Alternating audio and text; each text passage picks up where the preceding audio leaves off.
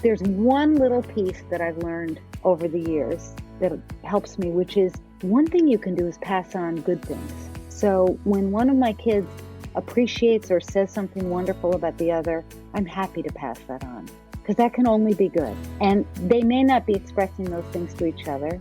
How can it ever hurt to hear that someone in your family loved you or appreciated something you did or felt loved by you? And sometimes you can add a little sugar to things by doing that. It can only be good. The one thing that you never should do is pass on bad things. I just don't see how that ever is good. And when your kids are grown, I mean, you guys are the ones that were emphasizing the power of stepping back and stepping aside and creating some distance. And in this case, this is one place where I would wholeheartedly agree with you. They have to get good at working out their relationships with one another. So unless you're saying something that makes them feel better about each other, say nothing. Hello, listeners. Thanks again for joining. This is Denise, and this is our second episode we're repeating during our summer break.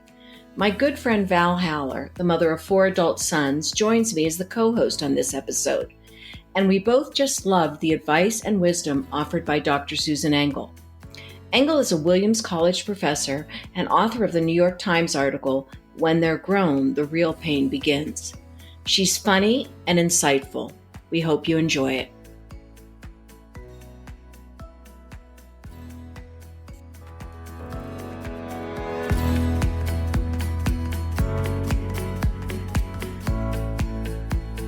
Hello, everyone. I'm Denise Gorant. Welcome to Bite Your Tongue, the podcast. Thanks for joining us as we speak with experts, authors, parents, and even young adults to explore the transition from parenting our young children to building healthy relationships with our now adults. Hopefully we'll grow together, learn about ourselves, our young adults, and of course, when to bite our tongues. We are so happy you're with us, so let's get started. Welcome to another episode of Bite Your Tongue, the podcast. So, our dear talented audio engineer, Connie Fisher, was strolling through the internet and came across this wonderful New York Times story by Williams College psychologist Susan Engel. The title just drew her in. When They're Grown, the Real Pain Begins. We decided to reach out and see if by chance Susan would chat with us. She was actually interviewed about this story by Savannah Guthrie on the Today Show in 2012. Her then 3 young adult boys were 28, 25, and 19. Now they're 38, 35, and 29. We were wondering, how has this changed for Susan, what her journey's been, and we'd like to catch up with her now. The article's great, and we'll talk about parts of it as we go through this episode.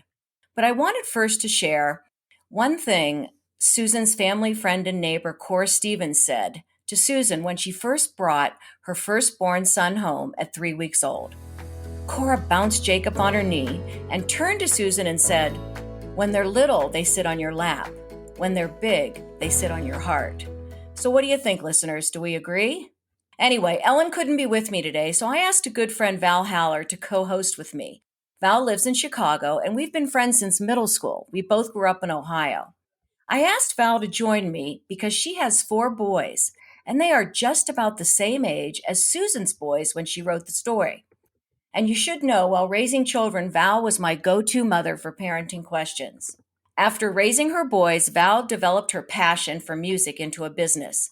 She launched valslist.com, and with her remarkable ear, she finds great new music for boomers.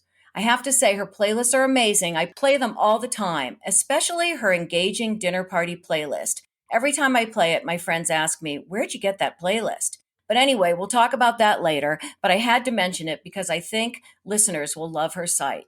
So welcome, Val. I'm so glad to have you. Why don't you introduce yourself and then introduce Susan and we'll get started.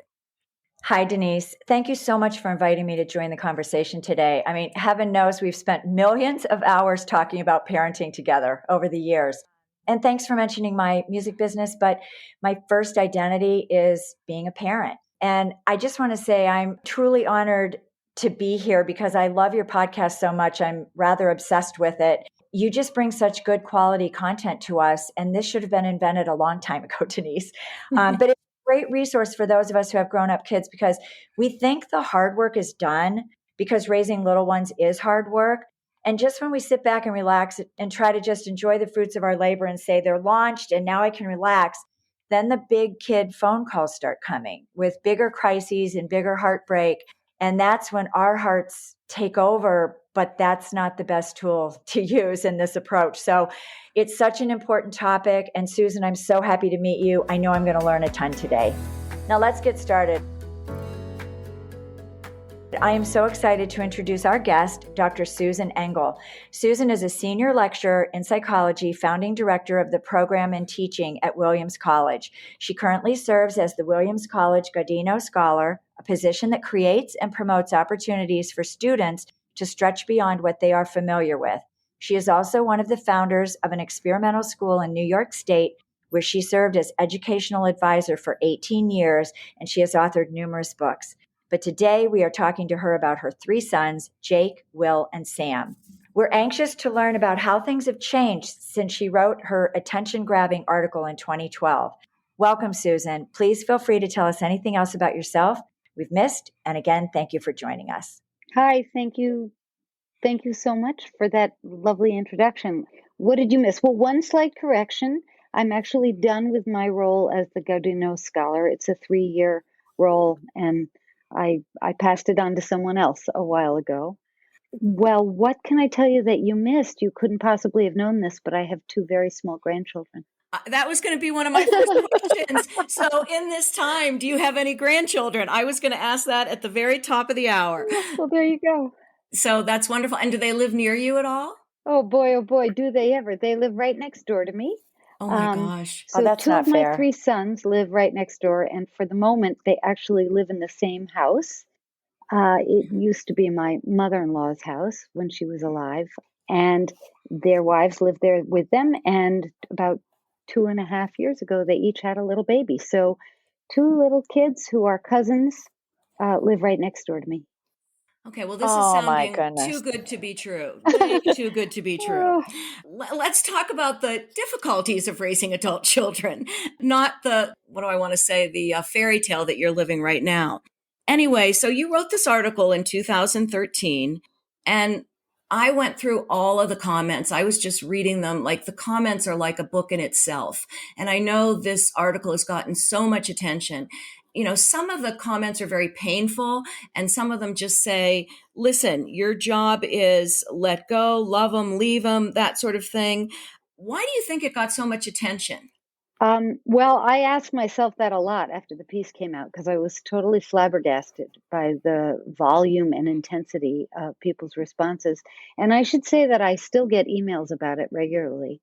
And I think the answer is because so many parents struggle so much as their kids grow up to figure out what their role is, to figure out how to manage their own feelings, to figure out how to navigate the world of adult children.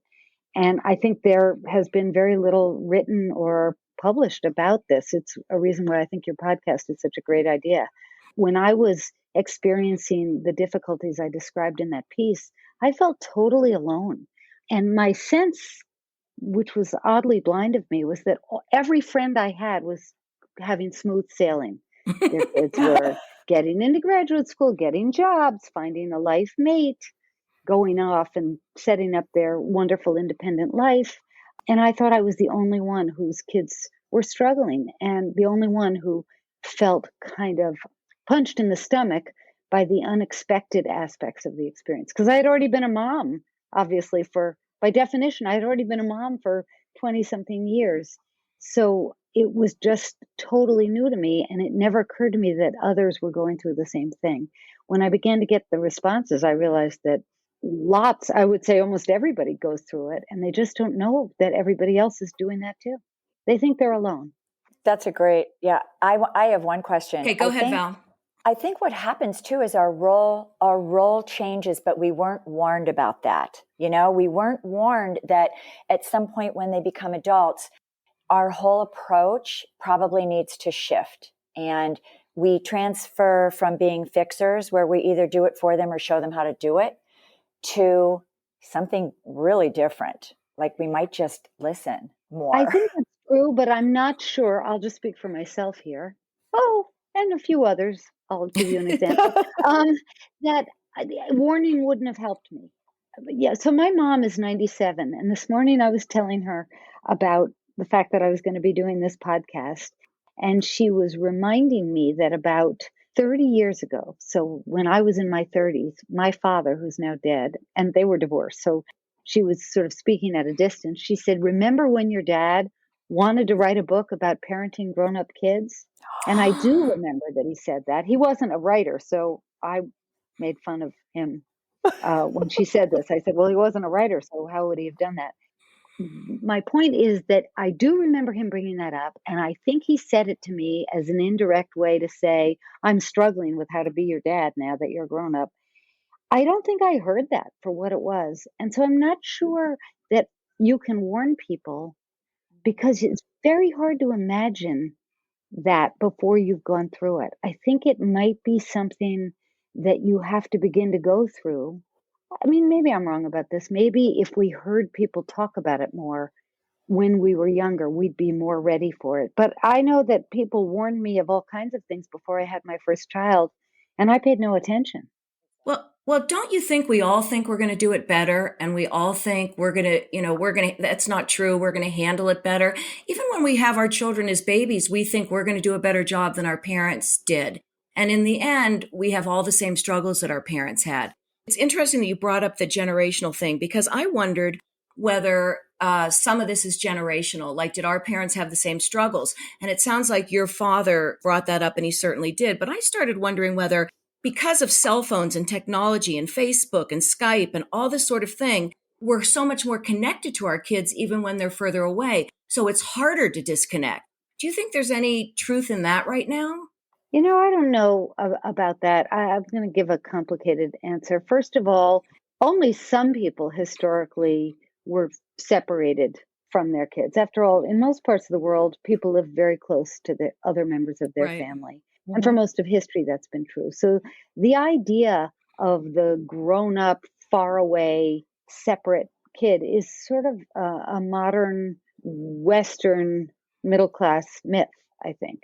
That's true. Um, and honestly, even before there was texting, there were telephones. I come from a family that was very close, and my whole life, I mean, I remember when I was in college and I was living with my boyfriend already, who's now my husband. I could tell you what every single person in my complicated, spread apart family was reading. Oh my My gosh. parents were divorced. I had 3 siblings. I always knew what novel everybody else was reading. So that's because we were very in touch and involved with each other. So I don't know. I think that, and the reason I bring that up is one thing that you've mentioned that I just don't even accept is the idea that somehow you should step away when your kids are grown up. Mm-hmm. I don't know why that's a good thing. People need to be close to each other, and I don't see why it's better to be close to somebody else than someone in your family. Susan, I have one quick question about social media. Yeah. My question's a little bit different about that. It's not so much that we're connected or moms talk to their daughters daily, even when they're 25 and that kind of thing. One thing that really worries me is that social media has almost become the younger generation's standard of everything. It's standard of advice. It's standard of what the norm is. It's almost Yeah. groupthink. And I used to really try to tell my kids, don't group think. You'll get stuck. So that's the piece that I worry about. They tend to go to that first. And I'm a Right. grandmother too. And I'm so close to my kids, my grandkids, but I worry that maybe mom's advice or grandmother's advice, even about parenting, might come second. What do you think Might come about that? second. Is that what you said? Might be the second thing that they'll listen to instead of, the first thing. Well, yeah, it might be. I mean, look, that too has always been a little more complicated than people think because the advice that you get from your mom or your grandmother comes loaded with your own irritations and resentments and evaluation of how they brought you up. True. So, and societies have very interesting, complicated ways of passing down child rearing wisdom. So, in some cultures, it's assumed that you will do things the way that the elders in your community or your neighborhood do them. And in other communities, certainly in modern Western life, look at Dr. Spock. A whole generation, certainly my mom, when she was young, turned to Dr. Spock before she turned to her mother. And she felt superior to her mother, like she was reading something that was based in science. So That's that a really good point. too is not totally new. I think one thing that you bring up that I do worry about, you read about this all the time in the news, is that social media presents a perfect version of everything. Mm-hmm. And so young moms and dads may be seeing examples of family life that seem so perfect that they feel theirs is inadequate. That worries me because now that I have two kids with little kids and we spend, they've grown up, those two little kids. Well, they're not grown up, they're only 2.5, but they spent the first 2.5 years of their life during a pandemic. So we have spent an enormous amount of time together because we were in a pod together during the worst of the pandemic.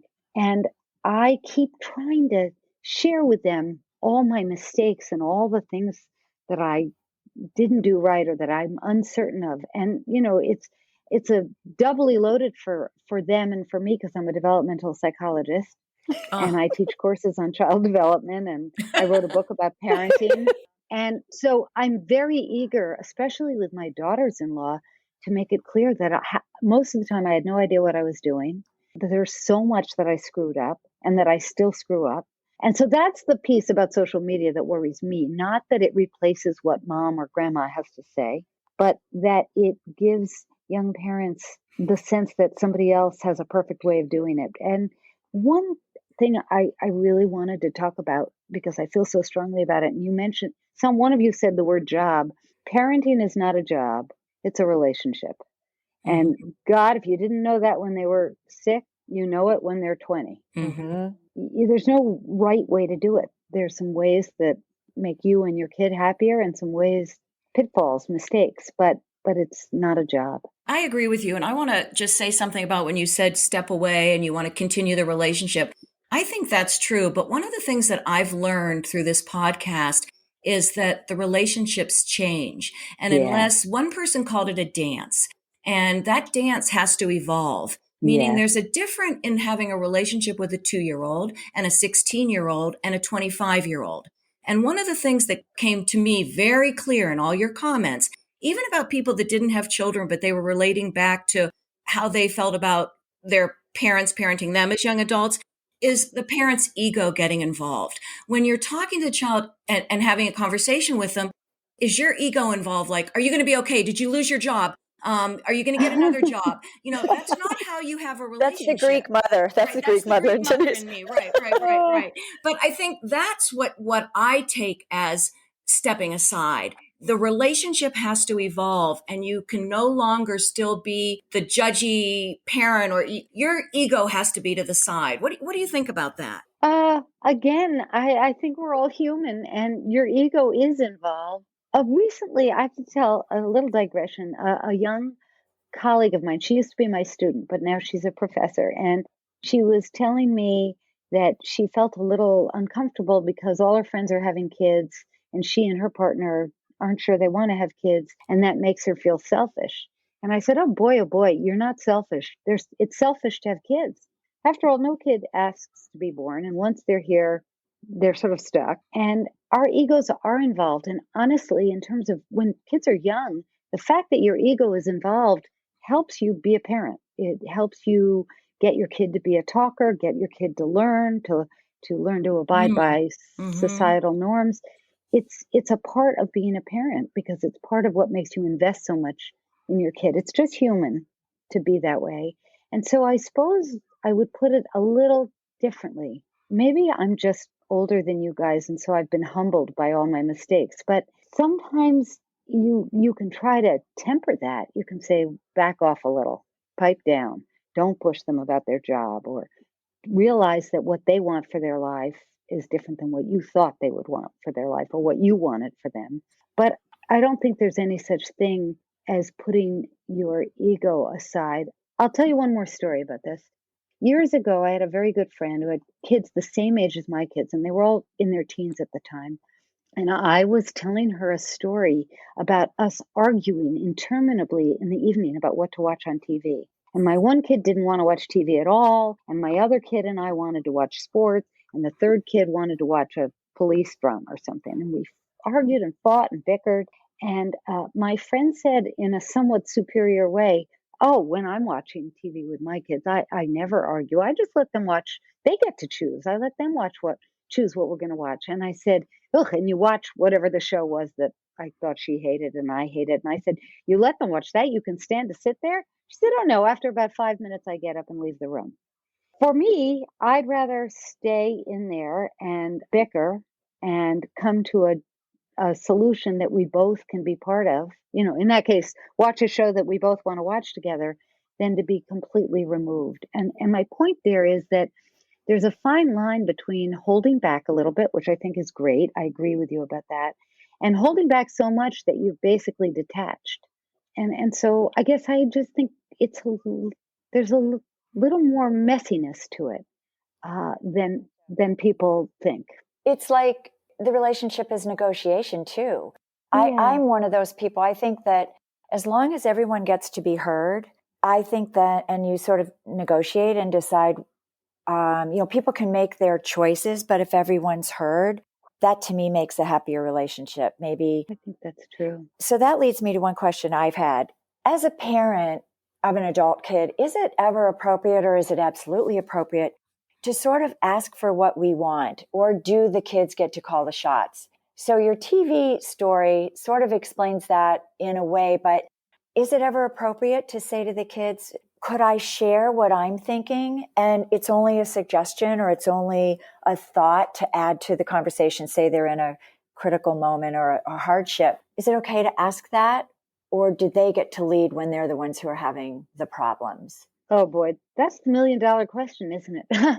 I know. Well, I wish I knew the answer. I mean, well, one thing I can tell you from personal experiences, I often suffer from the illusion that I'm being subtler than I really am. Absolutely. So right? So I think I'm really holding back and I'm just kind of hinting at another way they could approach it, or the job they should take, or the negotiation they should make with the boss, what they might say to their partner. And God knows now that two of them have kids, I think I'm being so subtle about parenting stuff. And it turns out that I'm not so subtle. And usually they know exactly what I'm hinting around at. And in those situations, sometimes it would be better. Sometimes it is better to just say what you think, like take it or leave it. But here's what I think you should do. Because after all, that's what you'd say to a friend, at least some of the time. Good point. And of course, it's complicated by the fact that each of your kids is a different person. If you have more than one, they bring to the table a lot too. My three sons, I am proud to say, but also exasperated to say, don't hesitate to push back or to tell me to pipe down or to tell me that I'm being intrusive. I mean, it's like a family joke. And I think their partners are sometimes a little taken aback by the way that they talk to me. I thank God for it because I don't have to worry too much about saying too much or coming on too strong because they'll let me know. They're very strong and they're very direct. And I'm very grateful for that. Same with my four boys. My ego gets involved if they do bark back at me. And I'm the same way as you. I think I'm being subtle. And then when I get done, I think, was I just barking like 5 bullet points? And I read one of your quotes, Susan. Are you taking notes? You asked your son when you were coming up with the solution. I'm like, oh, I literally said, like, you should maybe write some of these down. And I thought, oh my God, did I just say that? Yeah. I worry a lot. I love my daughters-in-law, but I don't want them talking behind my back like, holy crap, your mom is really too strong. I think I'm being subtle, but I don't know. They probably are talking behind your back. I know mine do. I said recently to my eldest son, Jake, I said, my husband and I were bickering. Luckily today I read a piece in the New York Times about how bickering is okay. It was a big relief. But anyway, I said something to my son like, oh, I know it's hard for, his wife's name is Silka. I know it's hard for Silka. She doesn't like it when we bicker because her parents don't. They're very harmonious. And he said, it's true, she doesn't. A big cloud thought bubble came up in my head oh my God, what's she saying about me? How much do they talk about how horrible I am at bickering in front of them? And then I thought, too bad. So what? That's what people do. They talk about each other. And I also want to say, I'm listening to all of you talk about boys. There's a real difference between adult children as girls and boys. My son does come back at me and say, Mom, don't say that. My daughter can take it more sensitively. I think that's how you build relationships. I think without bickering, you have a false relationship. Oh, you should read this piece in the Times. You'll make you very happy. Okay, I will. It's very early in Denver, so I have not read the New York Times yet.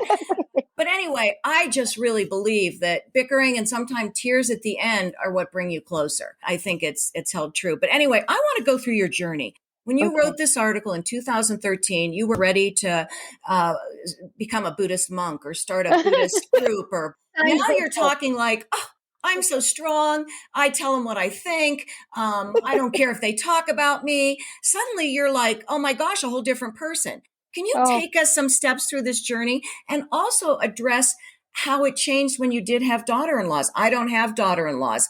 Well, I guess I have a fiance-in-law and girlfriends and that sort of thing. yeah, And I'm always yeah. walking on eggshells, but I want to hear your journey a little bit. Okay, let me just start by saying that if I sound all strong and clear, it's only 10:24 here. The day is young.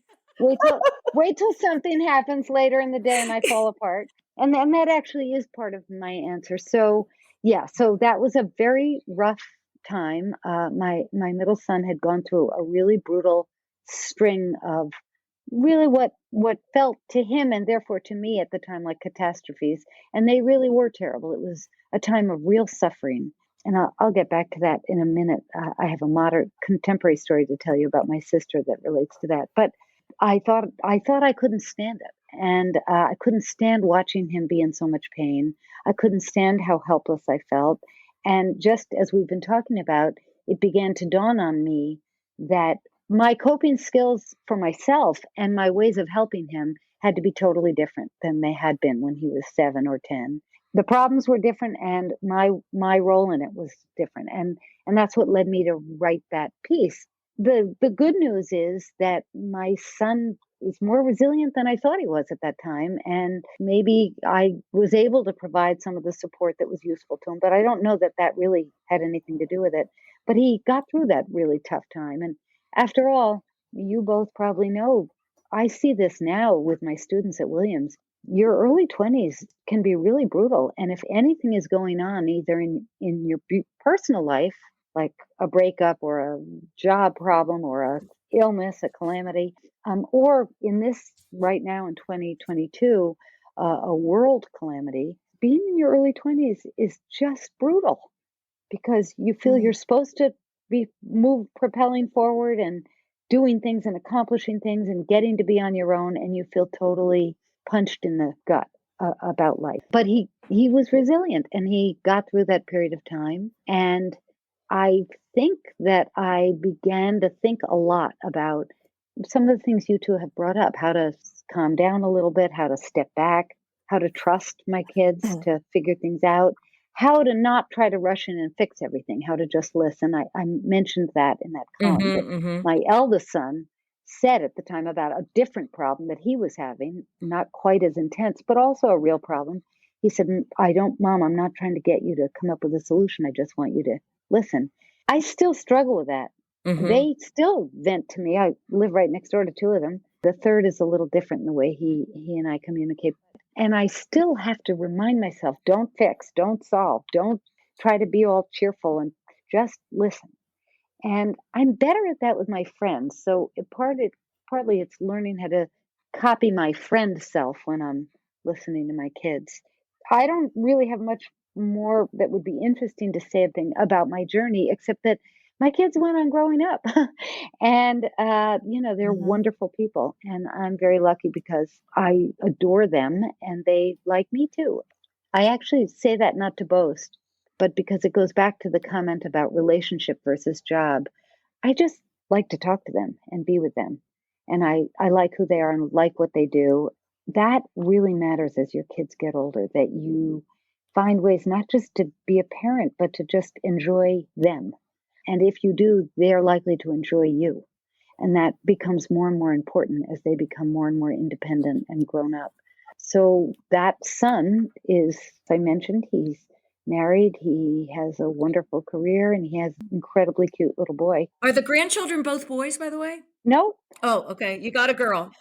yeah, I got a girl. I My do too. Yeah. middle son, the one I wrote the piece about, has a little boy, Henry, and he's almost 3, I guess. And then my eldest son, his older brother, had a little girl a few months later, and they are the funniest dynamic duo. Her name is Lena. So Henry, it's funny because my paternal grandfather was named Henry, and my maternal grandmother was named Lena. And because my parents were divorced, Henry and Lena were from the different parts of the family and didn't like each other. But this Henry and Lena really love each other. And we laugh, we say, finally, Henry and Lena want a hug. Oh my gosh, that's so beautiful.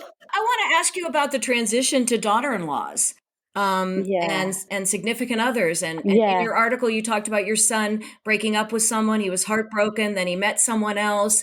How do you welcome that person well? How do you handle it if you don't really like that person? Oh, boy.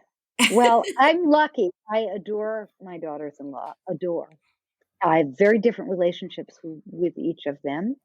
They're very different people, but they're both feel lucky, and I feel my sons are lucky. I feel my daughters-in-law are lucky too because they got great guys.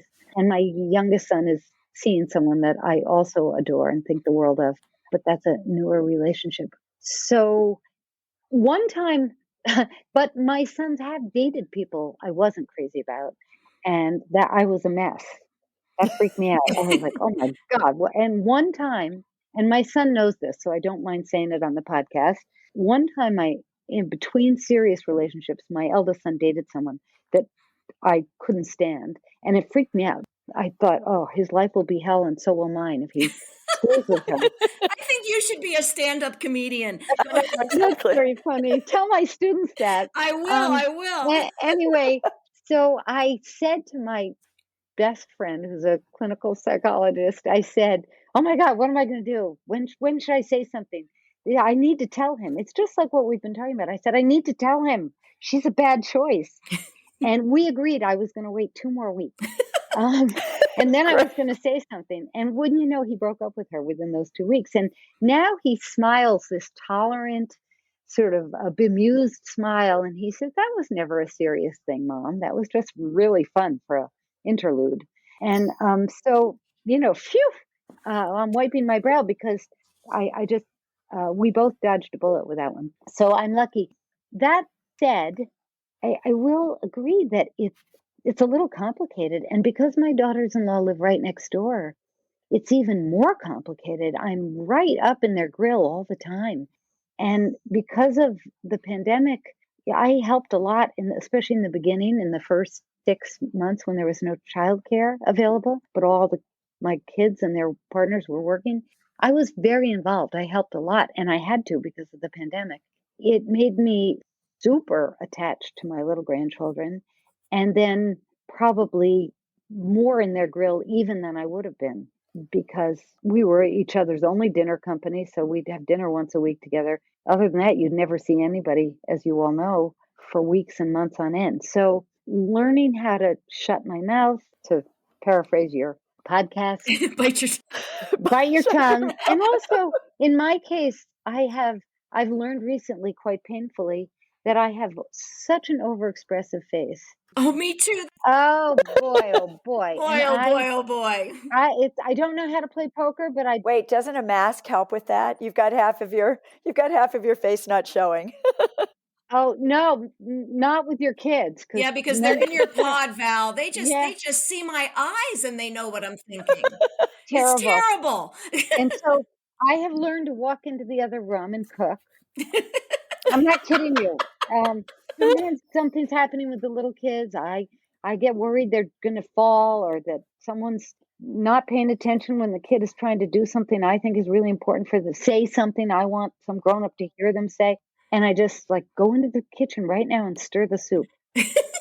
Susan, I have a question about all this. Yeah. So, one thing that you said really, from talking to you this past 30 minutes, you have a very humble side, and that's probably really refreshing for your daughters-in-law. Even if you say the words that come on strong or whatever, it sounds like you also talk a lot about your foibles and ways, the times you screwed up. And that's probably a really gentle way to let your ego step back and let them hear that even though you're a psychologist and you know everything, you didn't know everything back at the time, And I think that's, I try to do more of that. I try to really compliment my daughters-in-law when I see something great.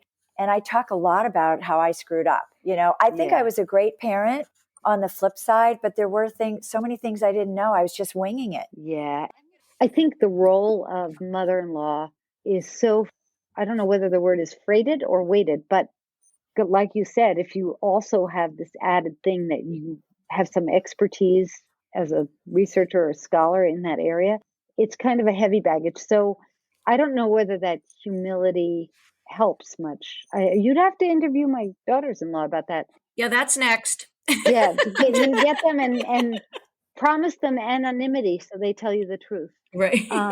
Yeah, I try. I mean, the thing is about the best parenting thing, I just would say, even if this rubs you the wrong way, forgive me. Life has made me more humble, and I'm not sure there is like best parents. Yeah. If you really love your kids and you reflect on things once in a while, then you're doing pretty well. You're right. Yeah, otherwise it's a contest and it's a performance and who knows what's best. I mean, it's just Nobody. stumbling along, hoping that more of the time you help each other and like each other than the opposite. You know what I mean? Susan, I have one really specific question. Sure.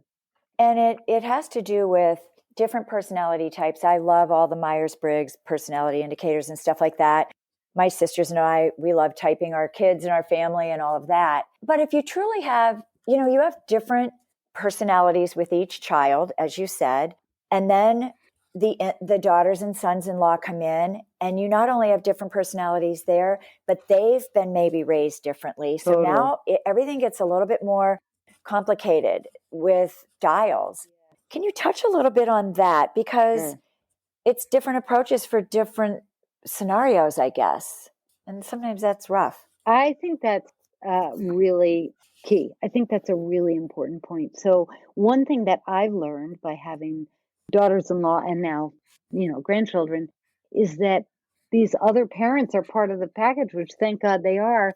They have their own experiences growing up. I'll give you a very concrete example. It may not be the most important, but it's an easy one to talk about because it's so concrete. One of my daughters-in-law grew up with a very strong point of view and a very strong sort of tradition of believing that sugar was very bad. Didn't eat sugar growing up. Her parents believed in a very sort of, I don't know what the word would be. They were very diet conscious and very interested in natural foods, but not, I am too, actually. I'm obsessed with cooking. We're all huge eaters, huge cooks, love healthy food, but I love sugar and I love to bake. And my kids grew up on a steady diet of sweets, as did I. In my most recent book, which is not about this topic at all, I started off talking about a visit to the candy store. So honestly, it's easy to talk about because it's not quite so loaded or well, it is a little loaded, but it's not as amorphous as some bigger, heavier emotional issue. But it bothers my daughter-in-law that often there are sweets in the house, that I get so excited over what I'm going to bake. That her son has learned that when he comes over here, there's a good chance there'll be a cookie or something. And I wouldn't say that I've handled that well. And part of what I've grappled with is that it's not just her. It's not an idea or a belief that she sort of pulled out of a magazine or a podcast. It's how she was raised. Yeah. And I have to respect that. And that's been a struggle for me, actually. You were writing this article in 2013. Your husband's role, where was he in this whole parenting dilemma and parenting adult kids? How did he feel? What did he share with you, and how did it evolve? I would say that in our marriage, like many marriages of that era, maybe not so much anymore, I was the more involved parent. I mean, I don't know how else to put it. That's kind of blunt, but he was a loving dad and he was here and he was very powerful, important force in their lives. But I was sort of the active one, let's just say. And he, by temperament, is quieter. He's slightly more reserved. And, he's a little more at times disengaged. all these words have a good side and a bad side. So I'm Yep. trying to convey the good side and the bad side. And so he was pretty distraught over our son's pain, actually. There are a lot of ways in which they're quite alike. And I think it pained him, but he never has felt the impulse to change things, to fix things, to get involved. I went to all the parent teacher conferences. Mm-hmm. I was mostly the one. I once counted up how many times I went to the ER, and it was something like 48 times. Me too. Yeah, if It's all you those that's boys. a terrible gender thing to say, but it's true that I Yeah, think true. it's more typical if you have boys. And so I was like I was at 40 of those ER visits on my own. That is to say that I think he was a little quieter, and in some ways, maybe that was better. At one point, I wanted him to intercede with someone on behalf of my son, an employer who had done something terrible to my son, unethical, and I really had to push my husband to do it, and he really didn't want to. I'll never know, was he right to have the impulse to stay out of it, or was he wrong and I was right to push him? He did it then. He went and talked to this person to no avail, but at least I thought my son felt supported by us and protected by us, which I thought at the time he needed. So that's where he was. And even now, he tends to take a little bit more of a back seat, but on the other hand, also be a little calmer, sort of take the long view. So that's how I would answer So, that. so I want to ask you something about that. I have a very Sure. similar husband. What I sometimes do, and I'd love to know if you ever did this or what your opinion is, because I'm a talker and I'm most involved and they read my eyes and everything that you said. We could be twins. We could be twins, You could right? be twins. I sometimes have my husband say something that I think is important to them because they listen to it more, because he doesn't say that much. Well, that's interesting. First of all, I've never would occur to me to have those kinds of thoughts. I just have to be honest. About the budget, I'm impressed, but I never do that. I'm always sure I can say it better, and even when I can't. And so I just don't know how to answer that. No, that was never me. I mean, maybe I'm wrong. Maybe I should. I just feel like it's kind of like when he speaks, they listen. When I speak, they're like, here she goes again. Yeah, you have a good dynamic. We have a slightly different dynamic. There was a movie called The Proposal. That's really such a silly movie, but I've watched it too. And I think Betty White is Betty in it. White So I was in it. think, That's why we yeah, all so, watched it. Oh, Yeah. yeah. so it just came up the other day in some memoriam. But Mary Steenburgen says to her husband, at one point she's mad at how her husband has treated the daughter or the son-in-law or whatever it is. And she says, you have to make this right. Mm. And the husband, he says, oh, okay, and trudges over to make it right. And I remember feeling jealous, like thinking, why can't I just say to my husband, you fix this, and he'll fix it. But it's not my marriage. That's not the way the dynamic is between us. So usually in those situations, I either have to accept the fact that I should shut up and I can't fix it and I shouldn't be trying to, or if I think I really have something to say, I have to say it for myself. Interesting. Yeah. I have a question, Denise, real fast. Go ahead, Val. And then I have one more and then we're going to wrap up. Go ahead, Val. Okay. Oh boy, I have so many questions. But Susan, what if you observe that somebody is hurting your adult child? And I don't mean that literally, but maybe there's a controlling person in their lives or something that's impacting them and is pushing them down a little bit. Say it's a brother and a sister, okay? And they're both adults, but one just always puts down the other, and it's making the other one act a certain way. Is there ever a time that you could come in and try to gently let each see each other's point of view, any kind of involvement that way, or is that really dangerous? It's so funny that you bring this up now because my family is going through something at several generations that has to do with this question. My three sons are quite close with each other, but that's not to say they don't have tangles. I have learned sort of by being a sibling with a parent of my own that there's almost no good way to get involved in that. So 95% of the time, I just try to listen to both. When there's a tension or an upset or a hurt feeling or something. Some of the time, the only thing I feel I can say is you two should talk. Oh, that's good. And then there's one little piece that I've learned over the years that helps me, which is one thing you can do is pass on good things. So when one of my kids appreciates or says something wonderful about the other, I'm happy to pass that on because that can only be good. And they may not be expressing those things to each other. How can it ever hurt to hear that someone in your family loved you or appreciated something you did or felt loved by you? And sometimes you can add a little, not to bring up sugar again, but you can add a little sugar to things by doing that. It can only be good. The one thing that you never should do is pass on bad things. I just don't see how that ever is good. Exactly. And when your kids are grown, I mean, you guys are the ones that were emphasizing the power of stepping back and stepping aside and creating some distance. And in this case, this is one place where I would wholeheartedly agree with you. They have to get good at working out their relationships with one another. So unless you're saying something that makes them feel better about each other, say nothing. Bite your tongue. Yeah. You were talking about your sons living next door and the daughter-in-law's living Yeah. next door, 2 grandchildren living next door. Actually, my neighbor across the street, her daughter lives next door, and I'm very close to the little grandkids. They're my grandkids because I don't have any. But I always wonder how the other parents feel, like the in-laws. Yeah. There you are in your little pod. Everyone's all Yeah. together. How do the other parents deal with that? Like if I was the parent that lived in, you're in Williamstown, I assume, right? Well, South County of Berkshire County. I live in New Marlboro. The in-laws are in California or whatever it might be. And you're in your little pod growing so close to these little kids and having this great experience. How do you deal with that? And how do the girls deal with it with their parents? And how do you engage the in-laws at all? Do you have another 2 or 3 hours? Because well, I will say one thing. So one of my daughters-in-law, her parents live right nearby. So it's not quite as unequal or asymmetrical as you might think. And her mom is her parents aren't married, but her mom is very involved, a devoted grandmother and a devoted mom. And so that's nice because there's not quite the asymmetry that you might think. My other daughter-in-law, her parents live about 5 hours away.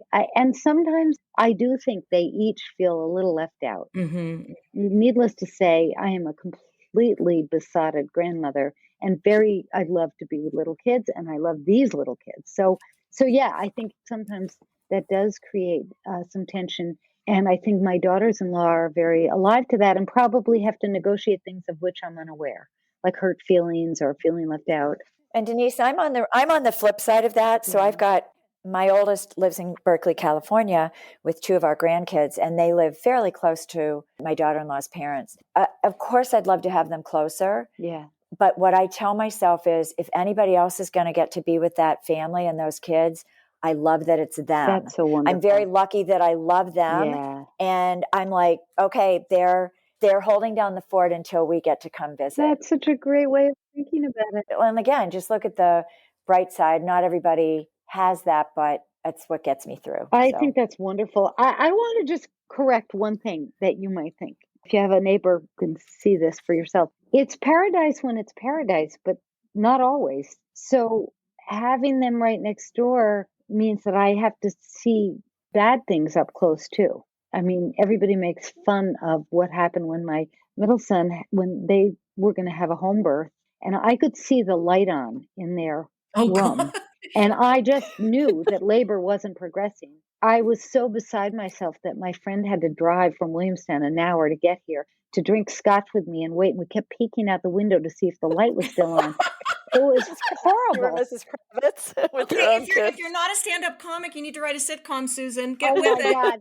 But anyway, so what I mean is it's mixed bags. And then when we are not getting along or I put my foot in my mouth or there's tension, it's kind of awful. It's right up in our, everybody's right up in each other's business and it's painful. There's very little distance. I told you my youngest son, he lives in New York, a couple of hours away, and we're quite close and we talk a lot. But sometimes I only hear about a bad thing after it's happened and things are okay. And that has its own positive side. I'll give you an example. This morning, I got a text from one of my sons saying that school had been canceled, daycare, because of the snow. There's a lot of snow where we are today. And I had to write right away and say, well, I can't help because I'm doing a podcast and then I have a meeting. Dear. And what I mean to say is it is paradise a lot of the time, but it's not simple. Let me put it that way. Okay, we always end our episodes, Susan, with our guest giving 2 or 3 takeaways that they want our listeners to take away from the episode. Can you provide those for us? I can try. Okay. I'll say two. One Okay. is, I've already said, think less of your relationship with your grown kids as a job that you can perfect or do right or wrong, and think of it more as a relationship that you hope that you and your kid will get a lot out of. Relationships are supposed to be a source of pleasure and support and sustenance, and that's true for your kids as well as for your friendships or your partners. So that's one, it's a relationship, not a job. And the second is a piece of good news, which is your kids go on changing and growing. And the way they are that when they're 22 or 25 is not the way they'll always be. And the wonderful thing I've learned is if you're lucky, they keep getting stronger. They still can figure out new ways of coping. They can still find new strength. They get stronger and their life branches out. And a final piece of good news, with any luck, they develop other close relationships that kind of bear some of the weight of their pain. So when your kid is 24 and they're going through a lot of pain, you may be their main source of support. But when they're 30 or 35 and they're going through some pain, with any luck, they have a very close friend or a partner who also can share some of that role with you. Wow, that's really amazing. I'm going to say thanks to both of you. Val, thanks for co-hosting with me. It's been wonderful. Oh, I had a great time. Thank you. Susan, I am so glad I gave you a ring while I was in New York City So and sweet. you answered the phone because this has been such a delight. I'm glad. And you've been funny and informative and everything else. Don't you agree, Val? Yeah. Thank you for so many examples and anecdotes. It turns a very difficult topic very concrete. So thank you. Well, it was a pleasure to talk to you both. Okay, go hug those grandbabies. I will. Okay, take care. Bye. Bye-bye. Well, that's a wrap. Thank you, Susan, for joining. And Val, thanks again for co-hosting. Ellen will be back soon. I think Susan brought some great levity to this whole topic of building relationships with our adult kids. I hope her humor and insight helps us all get through the day and our journey. Remember, it's not a job, it's a relationship. There's so much more coming up on Bite Your Tongue Season 2. We're going to try to bring more racial and economic diversity into the podcast with stories from many men and women who've walked the walk and talked the talk. So stay tuned. Thank you again to Connie Fisher, our audio engineer. And remember to send your questions for our special We're On It episodes. Follow us on social media. And until next time, remember sometimes you just have to bite your tongue.